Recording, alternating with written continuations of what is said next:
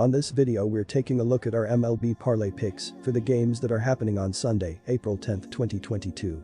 Welcome back to High Stakes, let's get straight into it. Also, don't forget to subscribe to get notified as soon as we release these sport prediction videos, and if you would like more betting tips and predictions, then check out our Patreon in the link down below. Our new Patreon is a way for us to help you improve your chances of making more money. 5 plans are available for each and every one of you. You can get 30 extra betting picks all the way up to 500 extra betting picks per month. Stop wasting hours of your time searching for bad betting picks that ends up costing you a lot of money. Join the High Stakes Patreon now and get the best betting picks. Our first parlay pick is Philadelphia Phillies vs Oakland Athletics. Philadelphia Phillies minus 1.5. And here is why. The Oakland Athletics haven't looked good through 2 games, especially their pitching staff that's allowed a combined 13 runs. Of course, this was expected to be a rough year for the Athletics. The Athletics hope to avoid back-to-back 0-3 starts to the season. Stephen Piscotty leads the Athletics with 2 hits and 1 RBI, while Chad Pinder and Jed Lowrie have combined for 4 hits and 2 RBI. Dalton Jeffries gets the ball, and he was 1-0 with a 3.60 ERA and 8 strikeouts last season. This will be Jeffries' first career game against the Phillies. Oakland lost for the second straight day following a 4-2 defeat on Saturday afternoon. Oakland spotted the Phillies a 4-0 lead before chipping away with a run in the 8th and 9th innings to close the gap. Athletics starting pitcher Cole Irvin went 5 1/3 innings and allowed 7 hits and 4 earned runs. The Phillies' power was on full display as Irvin gave up 3 long balls in his 5+ innings pitched. Irvin was not helped by the A's' anemic offense. Oakland's bats were quiet for much of the day with just 5 hits while striking out 12 times as a team. DH Jed Lowrie and RF Stephen Piscotty provided nearly all the offense with 2 hits apiece and each knocked in a run. The middle of the Oakland lineup was a huge problem. The 3-4 to 5 hitters went 0-11 with 7 strikeouts. The young Athletics will need more production from those spots if they want to be competitive this season.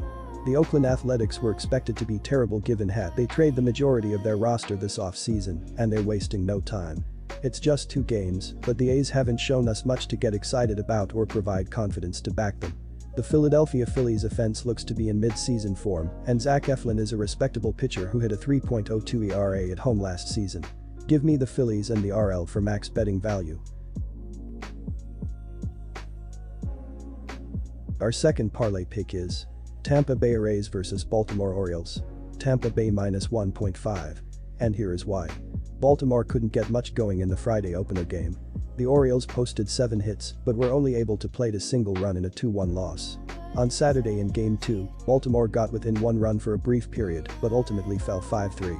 Starter Jordan Lyles posted 5.0 innings with 7 hits, 3 walks and 5 earned. The Baltimore Orioles didn't finish the 2021 season how they would have liked, but they are ready to show that they can compete in 2022.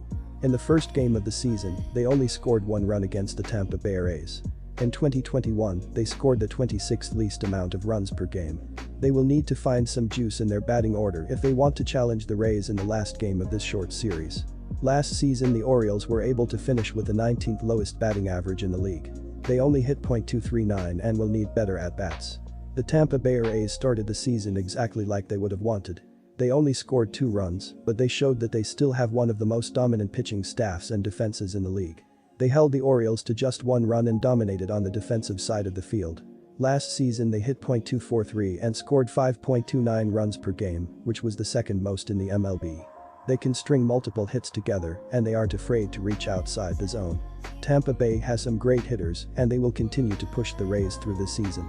The Rays also had the 8th most stolen bases in 2021.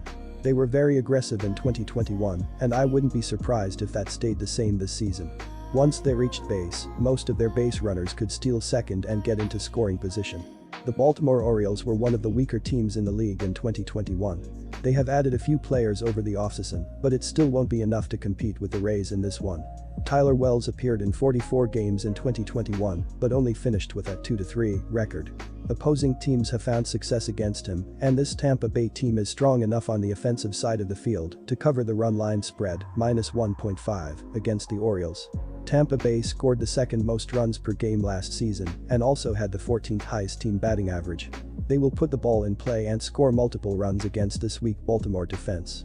Randy Arozarena will lead the Rays into this game, and I wouldn't be shocked if he recorded multiple hits in this game as well. Tampa Bay looked very comfortable at the plate in their first game, and I see that continuing against Wells.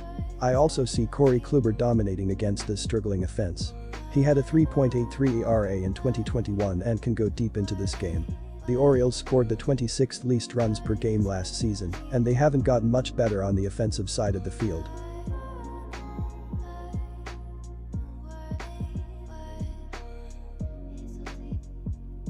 Our third parlay pick is Detroit Tigers vs Chicago White Sox, over 8.5. And here is why. The Chicago White Sox have produced 9 runs in their first 2 games and scored 5 runs in Saturday's victory. The White Sox have now scored 4 or more runs in 8 of their last 9 regular season games. A.J. Pollock leads the White Sox with 4 hits and 1 RBI, while Luis Robert and Jose Abreu have combined for 6 hits and 1 RBI. Michael Kopech gets the ball, and he was 4-3 with a 3.50 ERA and 103 strikeouts last season. Kopech is 1-1 with a 6.57 ERA and 16 strikeouts in his career against the Tigers.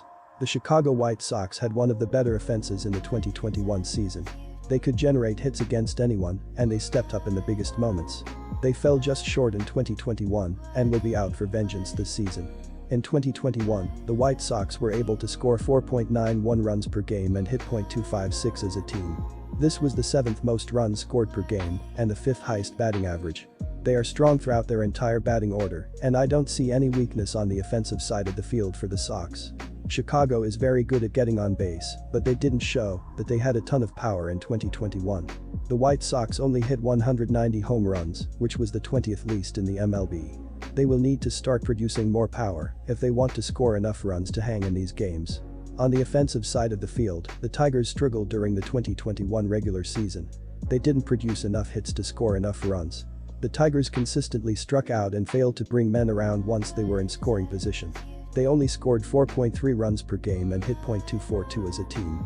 This was the 23rd least amount of runs scored per game and the 16th lowest batting average. They were very inconsistent in 2021 and had trouble producing a ton of runs. The Tigers also lacked in power, as they only had 179 home runs. Over the offseason I felt like they made the correct adjustments. We will just have to see if they pay off on the field. They should have more power and consistently score more runs. Once they reached base, they were one of the most aggressive teams on the base paths. They stole 88 bases in 2021, which was the 9th most in the league. I expect them to keep the same mindset, as I doubt they will want to leave many runners on base. The Chicago White Sox offense looks to be in mid-season form right now, and it's not like either of these pitchers were extremely tough to hit last year. Kopech had a 4.28 ERA and .257 allowed batting average on the road last season. Skubal had an ERA well over 4 on the season, and he does have trouble at times keeping the ball in the park.